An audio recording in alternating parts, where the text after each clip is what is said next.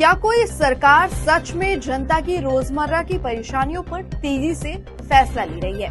क्या कोई मुख्यमंत्री सिर्फ घोषणाएं नहीं बल्कि सिस्टम बदलने वाले निर्णय भी ले रहे हैं? और क्या हरियाणा में इस हफ्ते कुछ ऐसे बड़े फैसले हुए हैं जो सीधे जनता से जुड़े हैं? नमस्कार, मैं हूं आपके साथ शिवानी भदौरिया और आप देख रहे हैं मुख्यमंत्री इस हफ्ते। तो चलिए बिना रुके एक एक करके जानते हैं इस हफ्ते के बड़े फैसले। सबसे पहले बात उस फैसले की जिसने सरकारी फिजूल खर्ची पर सीधा प्रहार किया है। प्रधानमंत्री नरेंद्र मोदी की अपील के बाद मुख्यमंत्री नायब सिंह सैनी ने अपने काफिले की गाड़ियों की संख्या आधी कर दी है। सिर्फ इतना ही नहीं, मंत्रियों और अधिकारियों को भी कार पूलिंग अपनाने, इलेक्ट्रिक वाहनों का इस्तेमाल बढ़ाने और वर्चुअल मीटिंग्स करने और यहाँ तक कि साइकिल से ड्यूटी आने जैसी पहलों को बढ़ावा देने के निर्देश दिए गए हैं। सरकार का संदेश साफ है, दिखावे से ज्यादा जरूरी है बचत और जिम्मेदारी। अब बात उस फैसले की जिससे करीब 8 लाख लोगों को राहत मिलने वाली है।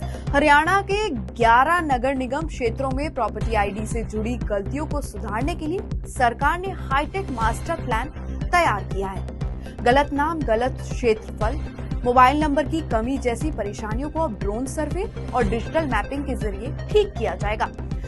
इससे टैक्स से जुड़ी गड़बड़ियां कम होगी और लोगों को बार बार दफ्तरों के चक्कर नहीं लगाने पड़ेंगे।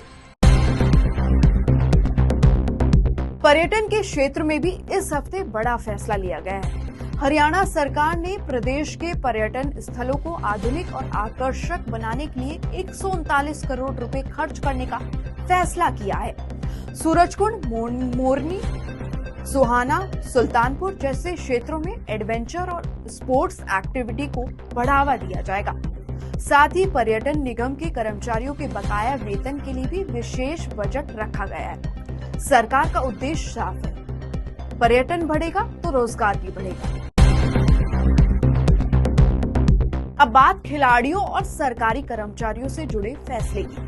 राष्ट्रीय और अंतर्राष्ट्रीय प्रतियोगिताओं में भाग लेने वाले सरकारी कर्मचारियों को मिलने वाली इंक्रीमेंट प्रक्रिया अब ज्यादा व्यवस्थित कर दी गई है। खेल उपलब्धि के आधार पर मिलने वाला लाभ अब दावा मंजूर होने के अगले महीने शुरू हो जाएगा, लेकिन इसके लिए खिलाड़ियों को प्रतियोगिता खत्म होने के 1 साल के भीतर अपना दावा करना अनिवार्य होगा। महिलाओं की सुरक्षा को लेकर भी सरकार ने सख्त रुख अपनाया है। प्रदेश में अब सभी सरकारी और निजी संस्थानों में इंटरनल कमेटी बनाना अनिवार्य कर दिया गया है। कार्यस्थल पर महिलाओं के साथ किसी भी प्रकार के यौन उत्पीड़न के मामलों में जीरो टॉलरेंस नीति लागू होगी। शिकायतों को तुरंत समाधान के लिए शी बॉक्स पोर्टल और जिला स्तर पर नोडल अधिकारियों की नियुक्ति भी की जा रही है। ये कदम खास तौर पर वर्किंग वुमेन के लिए बड़ी राहत माना जा रहा है। अब बात भूमि विवादों की। जमीन से जुड़े मामलों में वर्षों तक चलने वाले विवादों को खत्म करने के लिए हरियाणा सरकार राजस्व लोक अदालतें लगाने जा रही है। राष्ट्रीय लोक अदालत की तर्ज पर बनने वाली ये अदालतें आपसी सहमति से विवादों को जल्द समाधान करेंगी। साथ ही digital court case management system लागू होगा और सुरक्षा व्यवस्था को आधुनिक बनाने के लिए एआई आधारित कमांड सेंटर तथा अग्निशमन कार्यों में रोबोट तकनीक के इस्तेमाल की संभावनाएं भी तलाश की जा रही हैं।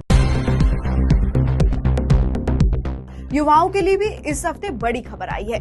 हरियाणा सरकार ने ग्रुप डी के रिक्त पदों पर नियमित भर्ती प्रक्रिया शुरू करने के निर्देश दिए हैं। सभी विभागों, निगमों से 31 मई 2026 तक खाली पदों की रिपोर्ट मांगी गई है ताकि भर्ती प्रक्रिया को तेज किया जा सके। इस फैसले से हजारों युवाओं को रोजगार की उम्मीद जागी है। हरियाणा सरकार ने अब Haryana preservation of tree act 2026 लाने की तैयारी कर रही है। इस कानून का उद्देश्य प्रदेश में पेड़ों की अंधाधुंध कटाई रोकना और ग्रीन कवर को सुरक्षित रखना। गुरुग्राम समेत पूरे प्रदेश में पर्यावरण संरक्षण को लेकर सरकार अब सख्त कदम उठा रही है। तो ये थे इस हफ्ते के बड़े फैसले, ऐसे फैसले जो प्रशासन, रोजगार, महिलाओं की सुरक्षा, खिलाड़ियों और पर्यावरण हर क्षेत्र को प्रभावित करने वाले हैं। अब आप बताइए, इनमें से आपको सबसे बड़ा और असरदार फैसला कौन सा लगा?